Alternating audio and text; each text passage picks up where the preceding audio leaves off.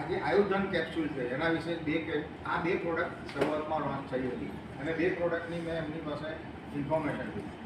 એમને મને કીધું કાલથી તમે કામ ચાલુ કરી દો. જીગરભાઈની સાથે મારે વાત થઈ, શરીફભાઈની સાથે વાત થઈ એટલે હું કામ ચાલુ કરતાં પહેલાં મારે પોતાને આ પ્રોડક્ટ હું ટેસ્ટ કરીશ અને એ મને જો ફેવરેબલ રિઝલ્ટ આપશે તો પછી હું આગળ બીજાને ઇન્ટ્રોડ્યુસ કરીશ. આ રીતની મારી ચોખવટ સાથે મેં આ વ્યવસાય 3 મહિના પહેલાં શરૂઆતમાં જ્યારે આપણી વર્ક એક્સવાલી ઓફિસની પાછળથી મેં લીધું. હવે તાજુબની વાત એવી છે કે મેં પોતે છેલ્લા 2 મહિનાની અંદર 2 નોની યુઝ કરી અને આયુર્વેદના 2 પેકેટ મેં યુઝ કર્યા.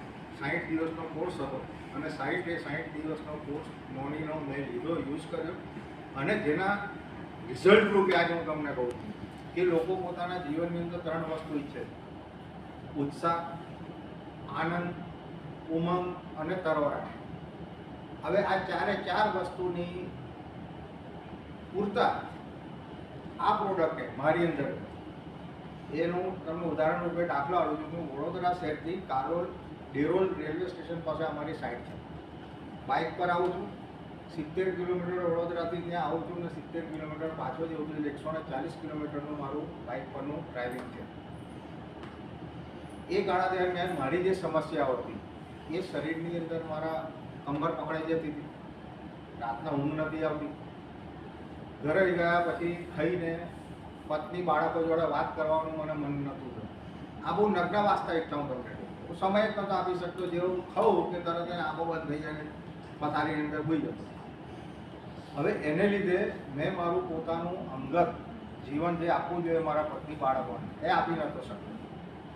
તો પહેલાં તો હું શ્રી શરીફભાઈ કાનોલિયાને અને જીગરગીરી ગોસાઈને આ બાબતે અભિનંદન આપું છું કે જો તમારી ઉંમર 50 વર્ષની હોય અને ગડબડ તરફ તમે જઈ રહ્યા હોય તો ત્યાં આ દવા લેવાથી ગડબડ તમારું રોકાઈ જાય છે. પહેલી વાત, જીવનની અંદર જે તમારા ઉમંગ ઉત્સાહ મંદ પડી ગયા હોય બરાબર, એ ફરી જાગૃત થાય. અને ગુજરાતીમાં મેં બહુ વર્ષો પહેલાં ગીત સાંભળ્યું હતું કે મારું મન મોર બની થનગનાટ કરે. એ હું એટલા માટે છાતી ટોકીને દાવા સાથે કહી શકું છું કે 2 નોનીની પ્રોડક્ટ મેં યુઝ કરી. આગળના બી લોન્ચિંગની અંદર મને એમને કીધેલું કે તમારો અનુભવ શેર કરો. ત્યારે બી મેં જીગરભાઈને ના પાડેલી કે બીજી નોની કમ્પ્લીટ થશે ને બીજી મારી કેપ્સ્યુલની બોટલ કમ્પ્લીટ થશે ત્યાર પછી જે સત્ય હશે એ હું લોકોની સામે રજૂ કરીશ.